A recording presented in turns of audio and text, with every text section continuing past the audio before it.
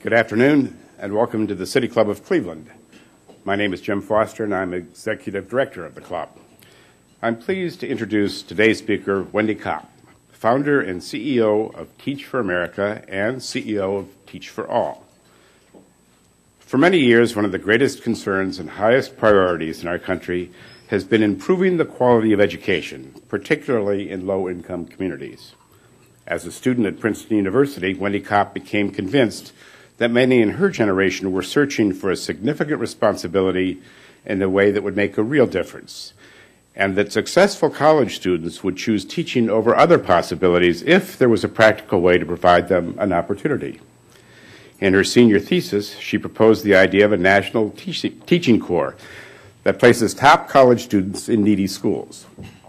After graduation, Kopp began to turn her dream into reality by raising $2.5 million of startup funding. She hired a small staff and launched a grassroots campaign. Modeled after the Peace Corps, Teach for America members take 2 years to teach in the most difficult rural and urban districts in the country. Corps members commit to a 2-year term in high-need schools, and today there are more than 8,000 Teach for America Corps members working in 39 different regions.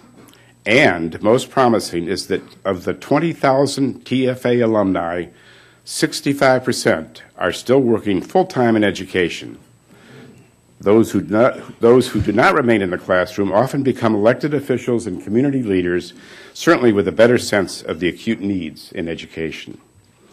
Teach for America is not without its critics, including an uphill battle in Ohio to bring Teach for America to our state. Teachers' unions argue that the organization takes away the jobs of trained professionals who are facing severe cutbacks in a struggling economy. In Ohio, as in most states, teachers must go through a rigorous certification process, a much longer process compared to the short amount of time training corps members receive before entering a classroom. Another concern is, as written into the Ohio Legislative Code, the organization will not be required to go through the same accountability reviews of other teacher education programs. In addition to being CEO of Teach for America, Wendy has co-founded and is CEO of Teach for All, working to implement the Teach for America model around the world. She is also the author of 2 books, One Day, All Children, The Unlikely Triumph of Teach for America and What I Learned Along the Way, and A Chance to Make History, What Works and What Doesn't in Providing an Excellent Education for All. It is an honor and pleasure to welcome Wendy Kopp to the City Club podium. Wendy?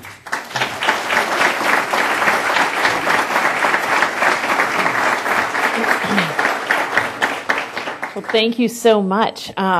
It is an honor and a pleasure to be here and to be able to engage with all of you, really as we start exploring, whether we might ultimately develop a presence here in Cleveland and in other communities across the state.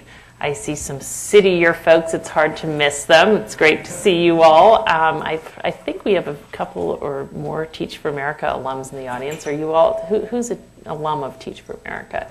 So quite a few, which is great. And I see many other kindred spirits in the room as well. I thought I would just share a bit about, I want to spend most of our time really on what I feel like we've learned over the last 20 years in this work, because it's really what we've learned and what I've learned from our teachers and alumni and our colleagues in urban and rural public schools across the country that has done more than anything to fuel my own personal sense of urgency and the sense of urgency of my colleagues to become much bigger and also much better.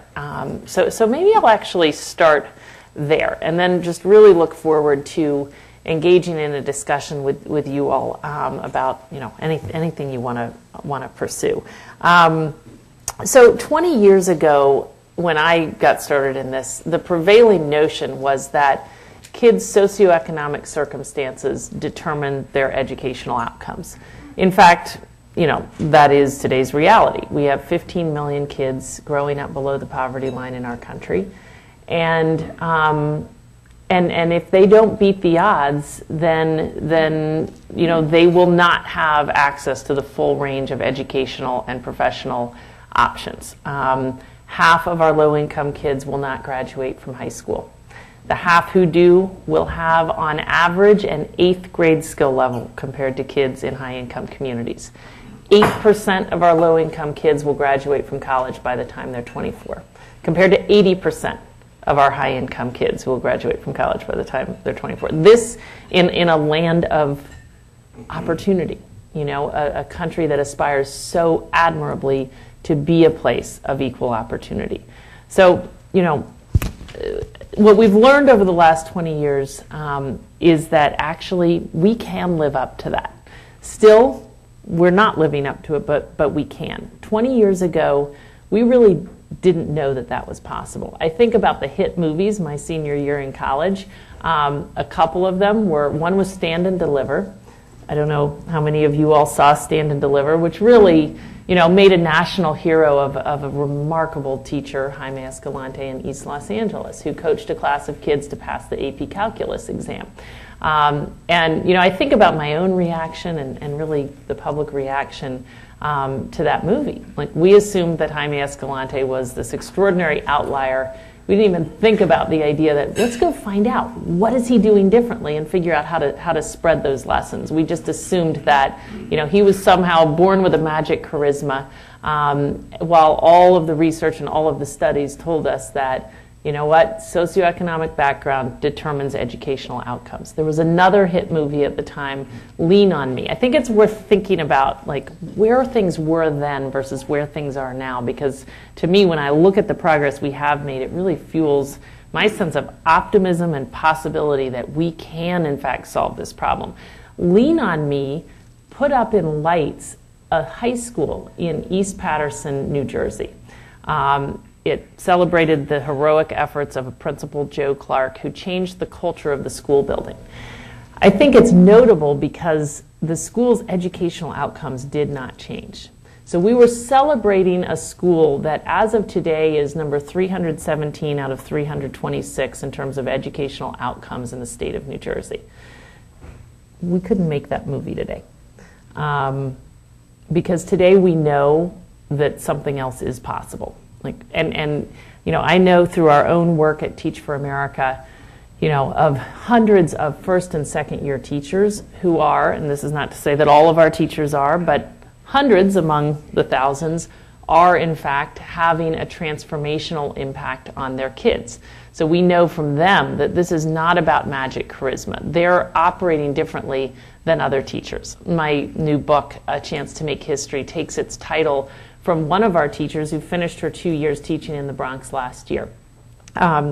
Megan Brousseau walked into her 4 classes of 112 kids in the Bronx and said to them, "This is your chance to make history." Her kids were coming into her room significantly behind. 20% of them were more than 3 years behind in their reading ability. They'd had very little exposure to science. She was supposed to teach them biology. Her kids were almost all living below the poverty line. All of them were learning English as a second language. Now, few students in the Bronx are even allowed to take the New York State Regents exam in biology. But Megan came up with the notion that she needed to ensure that all of her kids took that test and passed it, because she wanted them to prove to themselves and to others that they had potential to be on a college track. So she walked into her classes in the first week of her first year and said, here's the big goal. All of you are going to take and pass this test. Most people thought she was crazy, and I kind of recount the extraordinary energy and discipline that she and her students invested in order to ultimately exceed that goal. A year later, 112 of her kids, every one of them, had passed this test, and they had done so with an average passing rate that was 10 percentage points higher than New York City's average. And again, this is a test people opt into taking. It includes all the graduates of the specialized high schools in New York and whatnot. So I tell her story because I think what she shows us, as Jaime Escalante showed us, is that when kids who face extra challenges are met with high expectations and extra supports, they excel. There was also just nothing elusive or magical about what Megan did to attain those results. First she stepped back like a good leader does and said, where are we headed? Like, okay, here's the big vision. Here's the idea. She spent half of her time investing the kids in the idea that if they worked hard enough, they would actually be able to accomplish that, and that would matter in their lives. She got them on a mission working with her like a great leader does.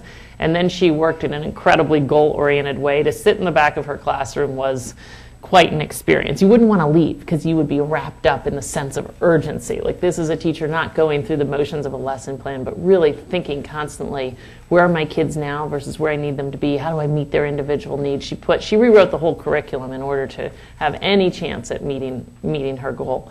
And then she realized she didn't have enough time with her kids, so she got many of them to come early and many to stay late, and she had 3/4 of them coming to school every Saturday, etc.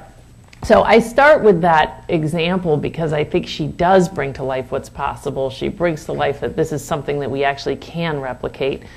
There's something very daunting about her example, however, which is that once you get to know the Megans of the world, I actually think it shatters the notion that we can solve this problem through fielding a force of superheroes who will go so far above and beyond traditional expectations that they'll be able to make up for all the extra challenges facing kids and all the weaknesses of the system.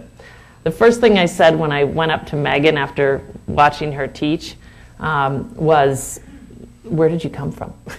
Like, it's sort of stunning and humbling to spend time with the Megans of the world. But what we've seen over the last 20 years is not only that this is possible, it's possible to, very difficult, but possible to teach in transformational ways inside schools that are underperforming. But encouragingly, we've seen the development of now hundreds of whole schools that are making it never easy, but easier and more sustainable for talented, committed teachers, but not absolute superheroes, to actually attain the same results. I know you have, various charter schools, and I don't know enough about Cleveland. Maybe you have some of these schools within the traditional system. 20 years ago, there were arguably 1 or 2 such schools that we could call truly transformational, that like Megan, like Jaime Escalante, but we're taking whole schools full of kids and putting them on a different trajectory than their socioeconomic background would predict. I think it's incredibly encouraging to now see that we have not just a few, but growing numbers of communities with growing numbers of whole schools, many in the charter system, growing numbers within the traditional system as well, that are accomplishing those results. And to spend time in those schools is also encouraging in the sense that they show us, like classrooms like Megan's, what is possible. I think about a school I was spending time in Newark, New Jersey, serving, one of the most impacted student populations anywhere, walking down the hall, looking at the student work and realizing that my own kids, Upper Manhattan, progressive public school, with nowhere near the levels of poverty and such that you would find in this Newark school, could not hold a candle to the student work. I was looking at full pages written by kindergartners in both English and Spanish, something that you would not find on average in the public school I send my own kid. And sure enough, the test results backed it up. Their kids are scoring at the 93rd percentile against, in terms of school-wide performance, against the entire state of New Jersey, regardless of the kid's socioeconomic background. And we could all tell enormous numbers of examples of such schools. I was in Atlanta recently, where the 5 members of the KIPP Charter School Network have historically taken a group of 5th graders into their schools who are scoring at the 30th percentile nationally against the national norm tests. And by the time they're in 8th grade, they're in the top third. So they go from the bottom third to the top third. And that's the kind of transformation that we're now realizing is possible. And, maybe when we had 1 or 2 schools like that, or 5 or 10 even, we could write it off. But now that we have 300 or 400 of those schools, it's much harder to write it off. So today we know something we didn't know 20 years ago, which is that we actually can provide kids who face all the extra challenges of poverty with an education that gives them access to the range of professional and educational options and actually gives them ultimately a way out of poverty. So now it's not a question of whether it's possible. It's a question of whether we can actually scale this. Like, can we create whole systems of transformational schools? We have yet to do that. So the verdict is still out. Again, I feel like there are lots of reasons for optimism. I think about my hometown, New York City, not home, but now home.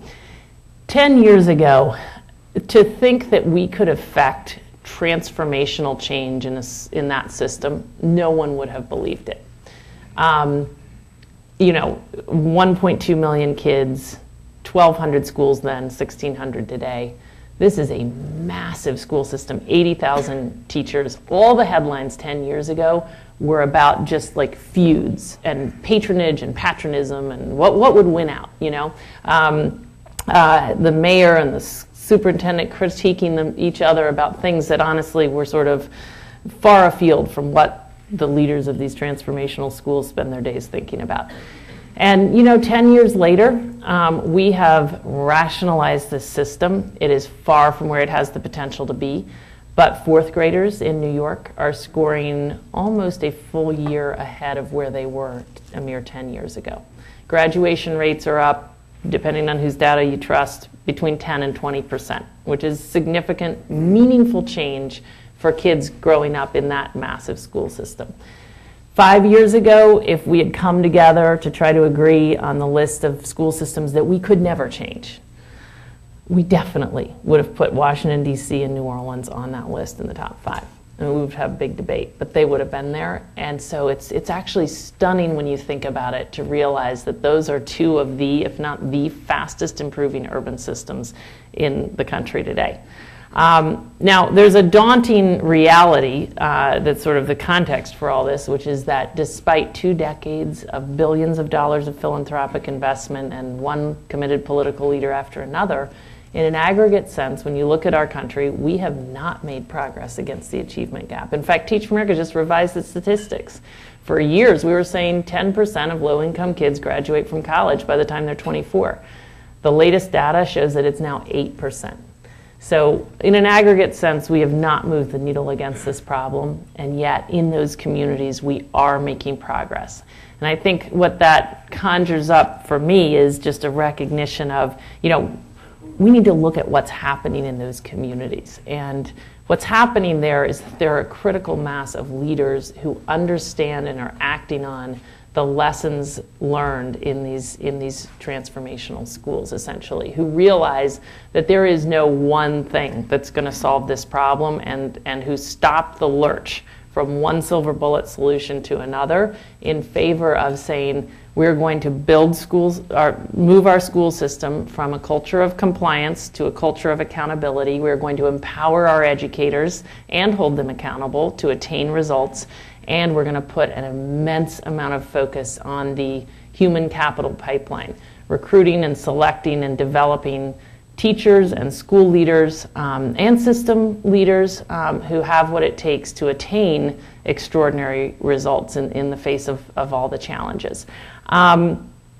So I guess I'm trying to put out there a message of incredible hopefulness. We started in this out of idealism. We thought this was a big problem. We should try to do something about it. I feel like what we've learned over the last 20 years is that not only should we do something about it, but we absolutely can. And we can not just address the problem in an incremental way. I mean, you look at, some of the results that are held up and you see, kids performing a couple percentile points higher on state proficiency exams. You have one school where 33% of the kids are on grade level and another where 34% of them are. And yes, we need to go after every piece of improvement we can find. But what we've found out over the last 20 years is we can and must have more than an incremental impact on this problem. Like, we can actually affect change that is truly meaningful for kids. Now, when we look at what is at work, wherever we have truly meaningful change for kids, change that is truly transformational, whether it's at the classroom level, the school level, the system level, I think when we're being honest with ourselves, we realize always this is about transformational leadership. We can try to test some other stuff. I feel like we spent 20 years trying to make it easier than that. But I think what you realize in the end is this is about transformational leadership, meaning wherever you find change that's truly putting kids on a different trajectory at the classroom level, amidst sort of more underperforming schools, always you find people with extraordinary leadership ability like Megan operating like great leaders and bringing tremendous, conviction in the potential of their kids. Always, always, always, always, when you have a transformational school, we look at these schools and you say, wow, these are the 5 things they're doing differently. And then someone else goes and says, let's do these 5 things in this school. But the real differentiator is always in those schools, there is a school leader who not only brings tremendous leadership ability, but has the foundational experience of having themselves taught in transformational ways, and as a result, brings an unshakable conviction in the potential of their kids, a credibility with the other faculty members, a deep understanding of what it actually takes to meet the extra needs of kids and put them on a different trajectory.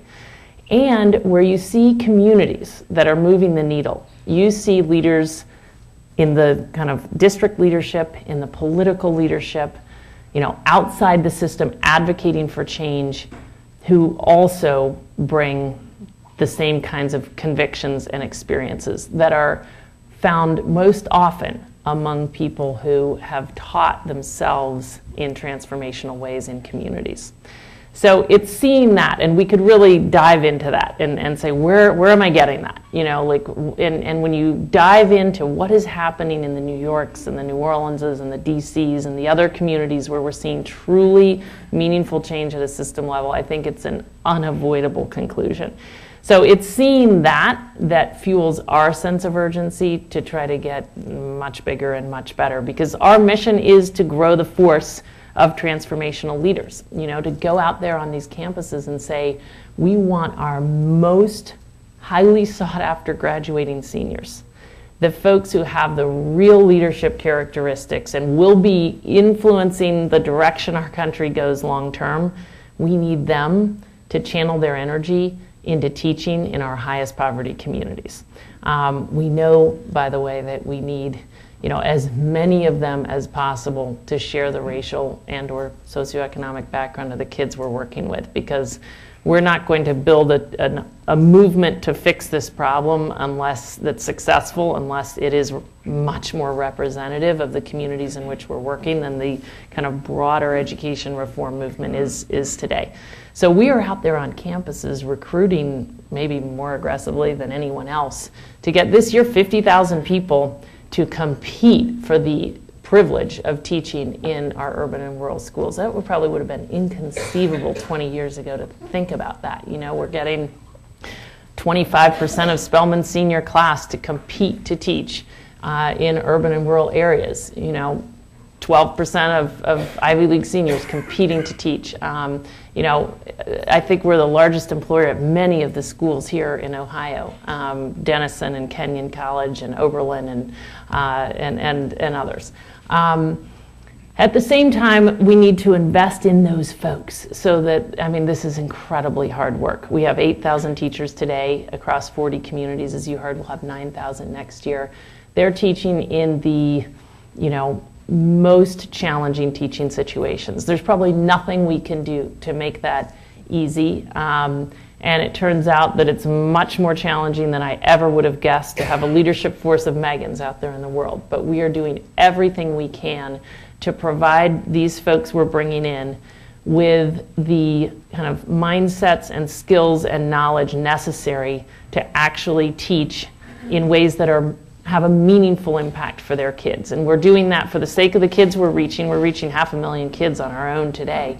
But also for the sake of the lessons those teachers learn, because we now know that teaching successfully in this context is the foundational experience for great long-term educational leadership and advocacy.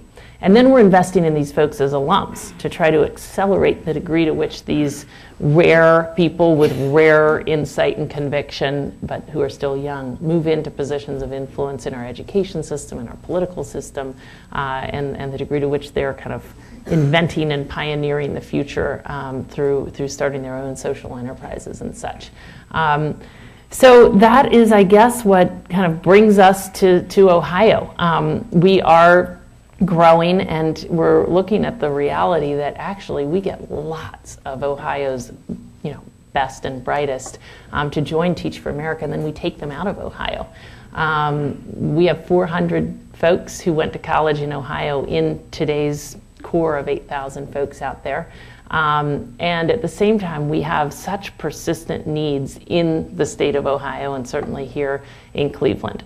So we would love to be able to channel much of their energy, and many of them want to stay right here in Ohio, into our kind of hardest pressed communities here. So I'll just close by saying that, I don't know. It's 20 years ago. I mean, the most salient lesson of this work, as I said before, is that we can solve this problem. There's just no longer a question. We could realize the vision that unites all of us at Teach for America, this vision that all kids in our country have the chance to attain an excellent education. The question is simply whether we will. And I believe that's a question of whether enough of our country's future leaders will step up and decide that they're going to make this, their life's work. So thank you for your interest in this and your consideration as we begin the exploration of whether we might bring some of these folks to Cleveland.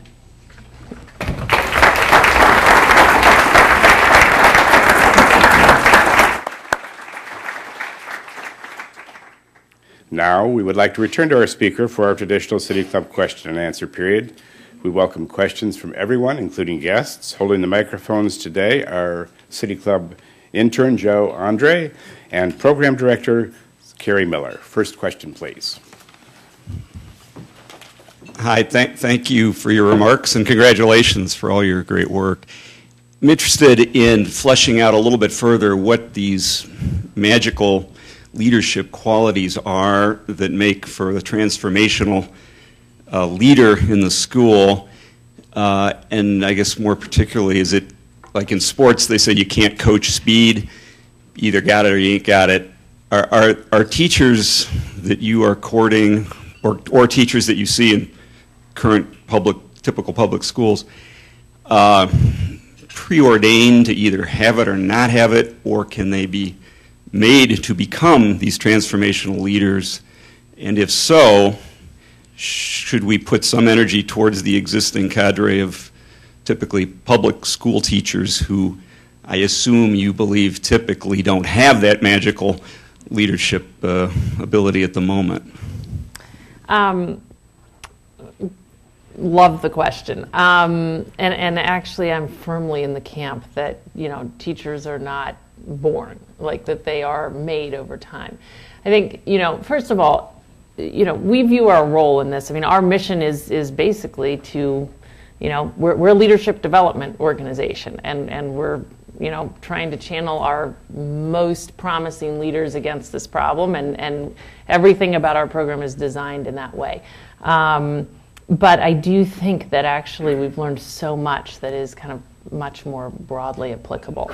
We've done a lot of studies to look at what differentiates our most successful core members, what differentiates the Megans of the world. And as you say, I forgot your language, but yeah, I mean, there's no magic to it. The biggest differentiators we've discovered, and every year we test more hypotheses, and I'm sure we'll learn more over time. But first of all, past demonstrated achievement, people who, when you look at their life experience and academic experience and extracurricular experience and work experience, demonstrate a pattern of setting big goals and meeting them. We're looking for people who persevere in the face of challenges, who can influence and motivate others in a sophisticated way, who are strong problem solvers, have strong critical thinking skills, who are highly organized.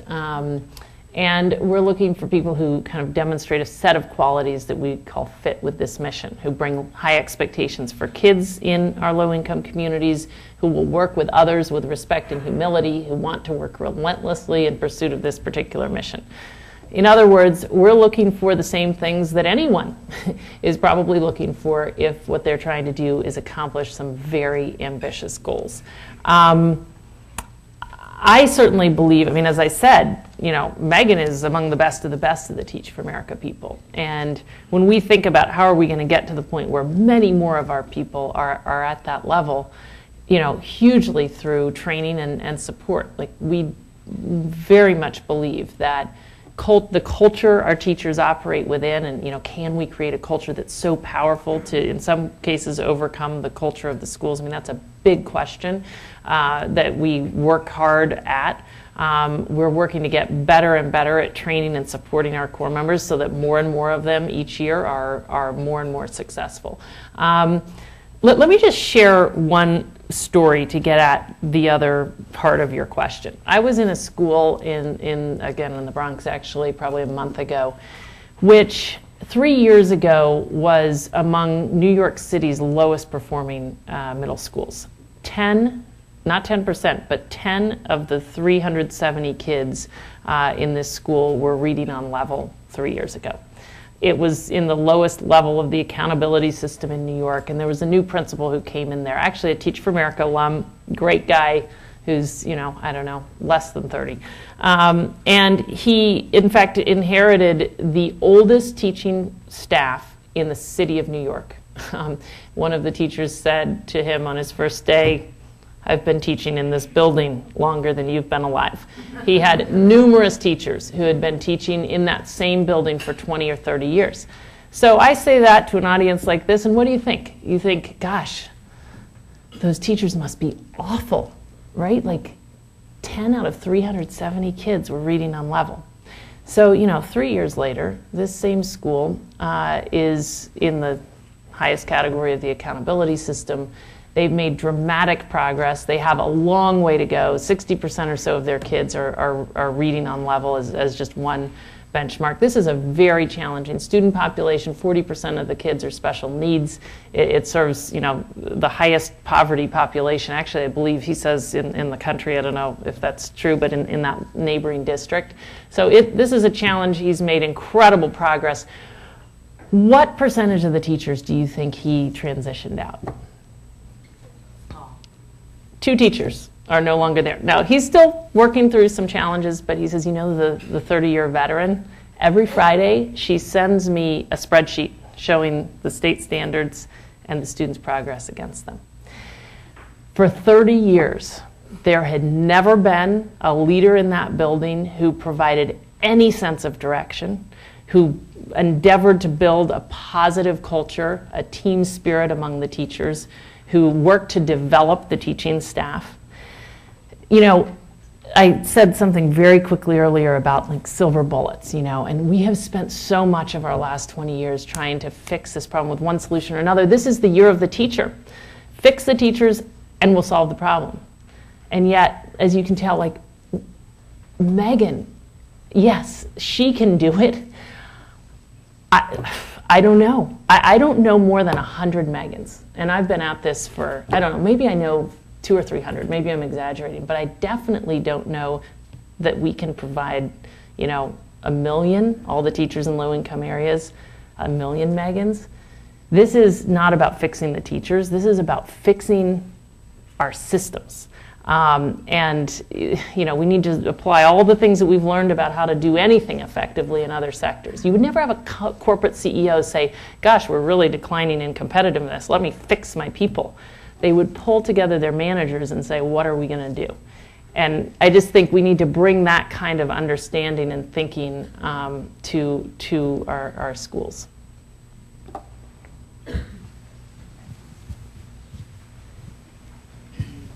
don't know. Thank you for coming today. I read your first book and I loved it. I'm eager to read the second one. I keyed in on one of the things you said about trying to find the teachers for tomorrow, for the next stage.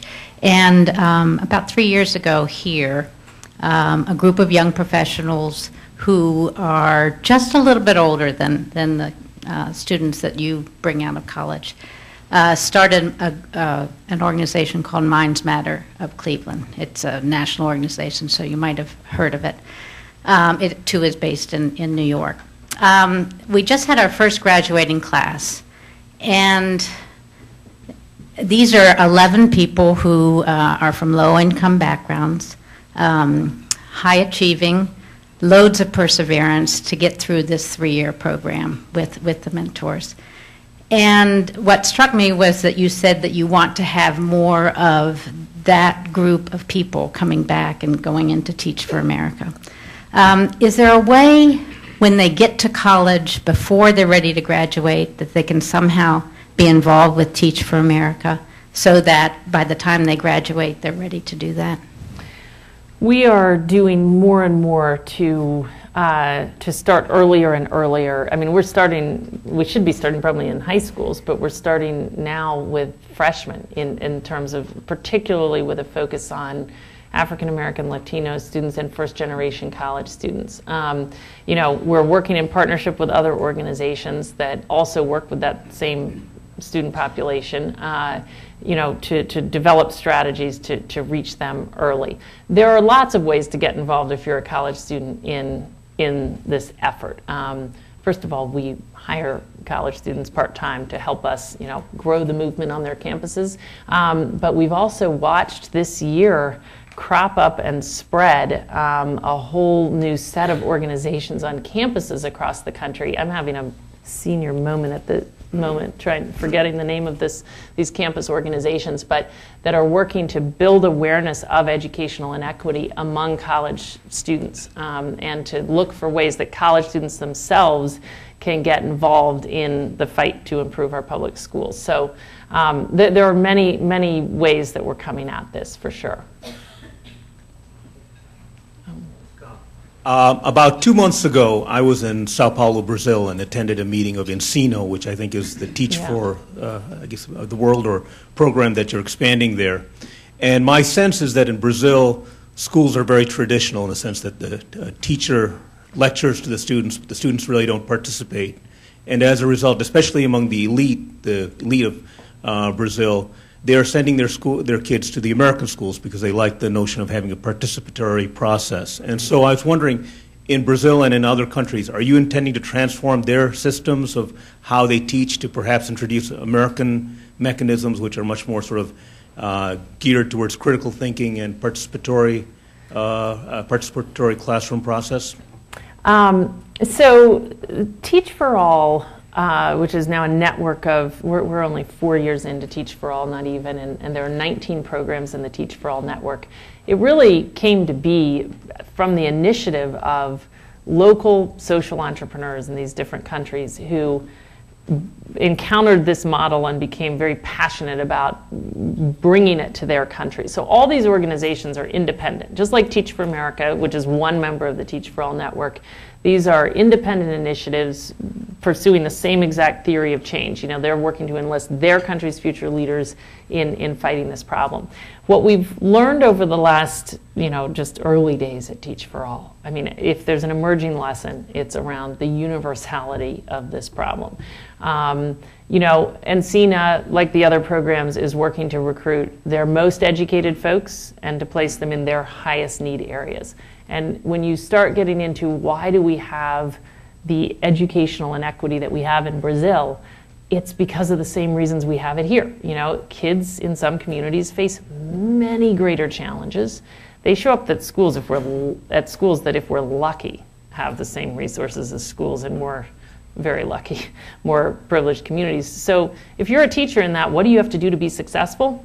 You have to operate like a great leader. And, you know, that's what Encina is bringing to this. They're using the Teaching as Leadership framework and thinking to help set their teachers up to experience real success, and then they're going to support their leadership in a way that leads hopefully to, even earlier than it did within Teach for America, because we went through so many learning curves, and the point of Teach for All is to help skip people over some of the learning curves so that their folks assume positions of influence and effect for the kinds of fundamental change that we really need to see. But I really believe there are both such universalities and such brilliant people being drawn to this effort all around the world that I think we're going to see ever accelerating movements to expand educational opportunity that are all learning from each other and speeding each other up over the coming, couple of decades.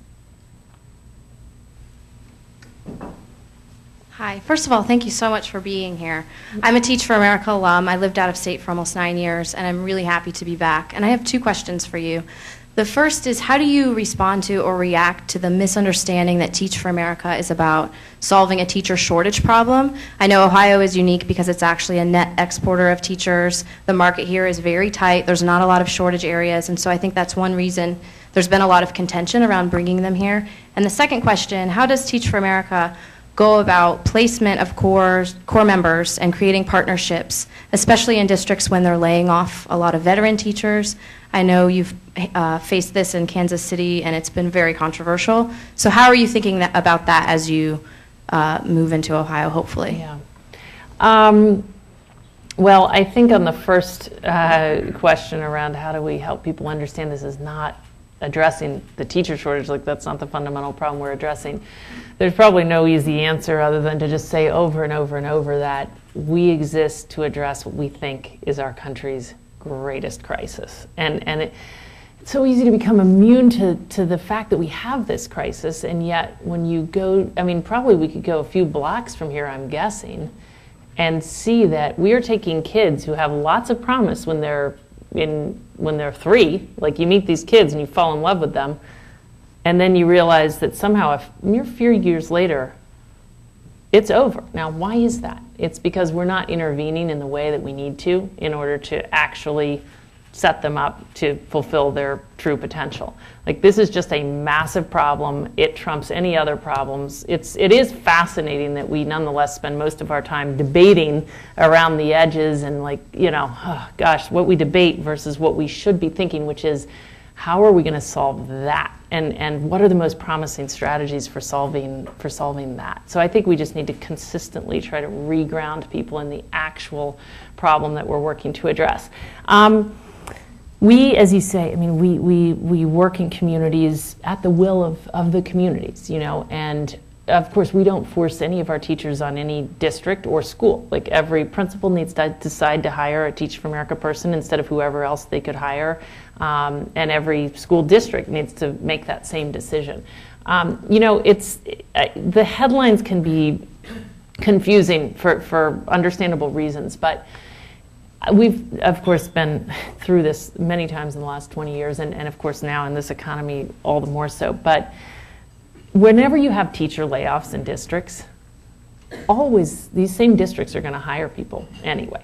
And we're going to be our folks in the communities that are bringing us in despite teacher layoffs. So what happens is they'll lay teachers off based on any set of factors, but then they'll realize they have vacancies, and they'll have to fill them. So they're going to hire someone to fill vacancies. Maybe they're in different subject areas and grade levels, so they're going to hire someone, and let's say they, lay off 1,000 teachers, they still need to hire 200 people to fill their critical needs positions in the hardest to staff schools where very few people actually want to teach when it comes down to it, and in certain subject areas, whether it be special education or math and science or bilingual classrooms or whatever it may be.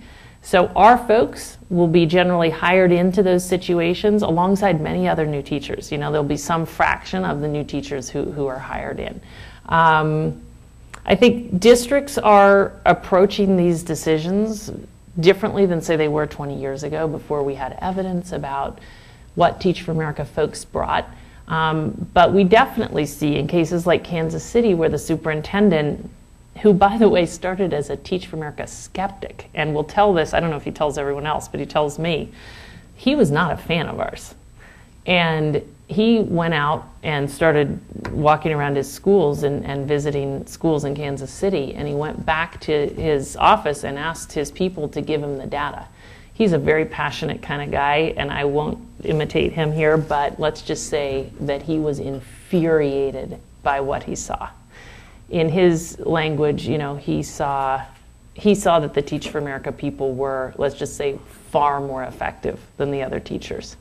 And that led him to say, you know what, I got to scale this up, because this is about kids, and these are the teachers getting the greatest results. So, you know, there's a growing body of evidence that the Teach for America folks are, in fact, having a greater impact than other beginning teachers, and even other than some other experienced teachers in buildings. And that is leading districts to operate strategically when they think about, you know, where they're going to hire their new teachers from. At the same time, now that we have been in this for 20 years, there's a real record of what our folks go on to do. And for the superintendents who are really determined to, you know, affect not just incremental but truly meaningful change, they know this is so much about leadership, and they need to be thinking about who they're hiring into classrooms and what their potential is to ultimately lead whole schools and to lead the system itself, and to create whole communities that are truly committed to actually changing what has been the status quo for decades and decades.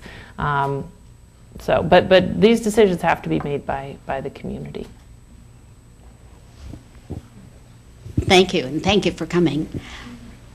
I have actually two questions. First of all, what are you doing about involving the families of the students, if anything? And secondly, what about the drug and alcohol problems that we're finding? Are you addressing that in any way? Are you connecting with other organizations? Do you find less of that among your student population? And if so, can you give us some insights about how that came about? Well, to the first part of your question, you know, all the transformational teachers I know are deeply engaged with their kids' parents. So take Megan as an example. I mean, she had, again, 112 students. So she had 112 guardians plus of some sort or another. And as she told me, she would talk to, you know, as many as 15 of them a day. Like, she was in constant communication with her kids and her kids' parents. I mean, again, this woman is so humbling. But I think when you think about, you know, what it takes to succeed as a teacher in this context, and how important it is to get your kids on a mission working with you, parents are fundamental to that. And I can't tell you how many of these folks I've met whose first step, you know, after they figure out, here's what we need to do this year. You know, let's say it's an elementary teacher and they've decided we got to make 2 years of progress in this year. Like, my third graders are, if we're lucky, reading at the first grade level. If we don't make 2 years of progress this year, very quick, I mean, that even won't be enough, but that's what we think we can do. And they're the first, they reach out, they sit down individually with kids and parents, and they say, let's talk about where your kids are. And where they have the potential to be, if you'll work with me, and here's what I need in the way of your support. So they educate the kids and the kids' parents about where they are, and they you know, develop open lines of communication, and then work with them as partners in the effort. And so that's a fundamental part of kind of how we, you know, prepare our teachers to be successful. And certainly these schools, this growing generation of high-performing schools, have enlisted their parents as fundamental pieces of those pictures as well. I'm not the expert on the last question you raise. But again, I so believe that a teacher in a school getting their kids on a mission to realize that if they work harder than any of us expect our kids to work, that something amazing is on the other end, like, that's the best antidote to all sorts of other competing distractions that could be in the way. So it just, you know, all of those problems increase my sense of urgency all the more to say, we need more teachers and more schools that will truly get our kids, you know, on a mission to get somewhere that gives them a way out of you know, the kind of cycle that they're in.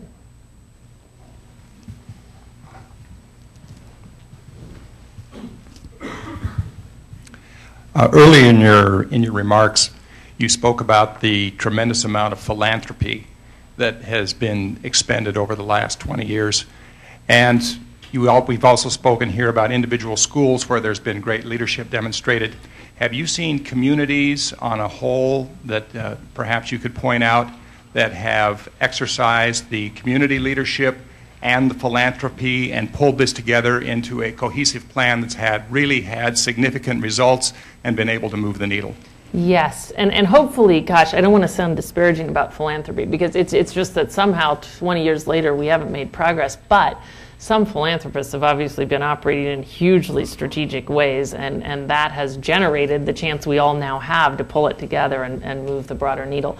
But to answer your question, I mean, yes, and I feel like this is the next era of this, by the way. Like, I feel like we learned a lot from the Megans of the world that informed us realizing, wow, what can be done at the classroom level, and we've learned a lot from this generation of high-performing schools, and now I feel like, you know, a study is to be done. In fact, we're trying to get such a study done that will look at what is it that can move the needle in whole communities.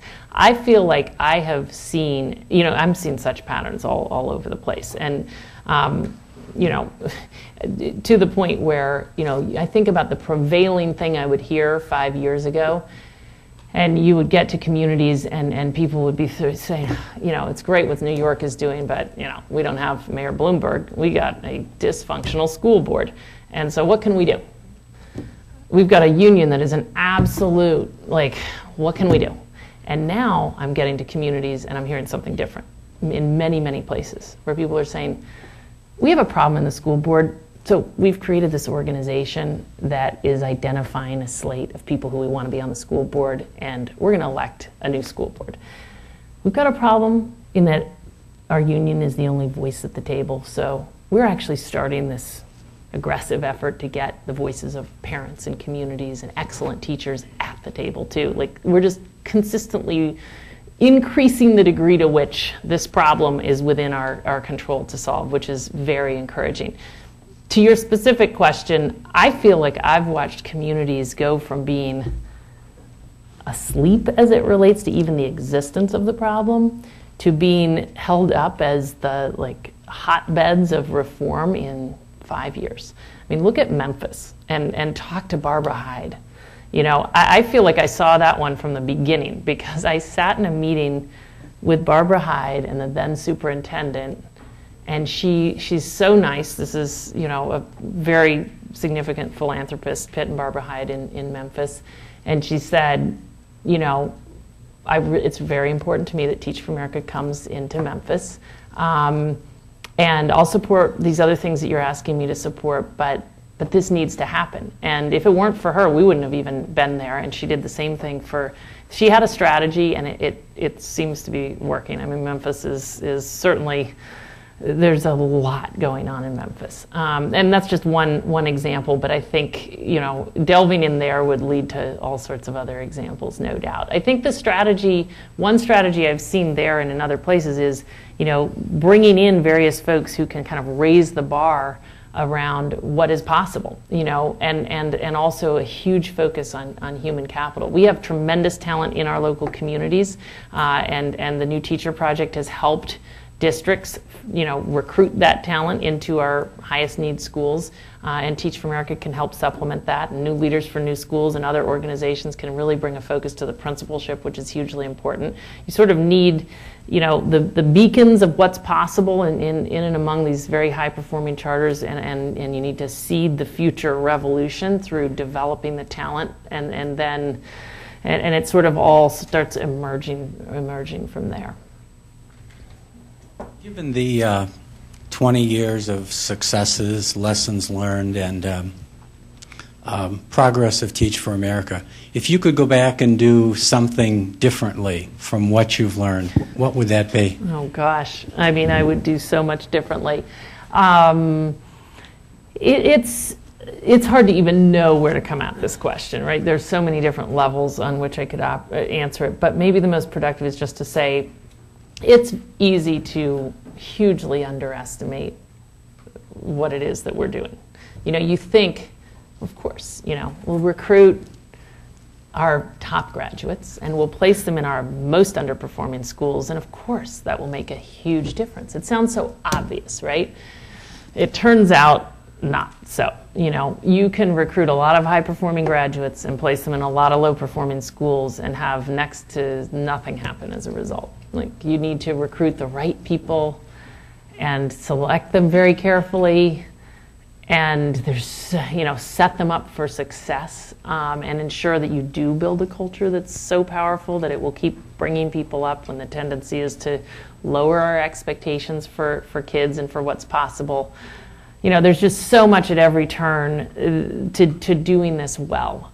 There's no way to make it easy. I've learned that, but there's a lot we can do, and we have to do it, because I fear that short of this, we actually won't ever have the leadership we need to actually move the needle against the problem. So, yes, it's been 20 years of intense learning, and every year is a new set of learning curves. So it looks like we're being called to a close, so thank you all.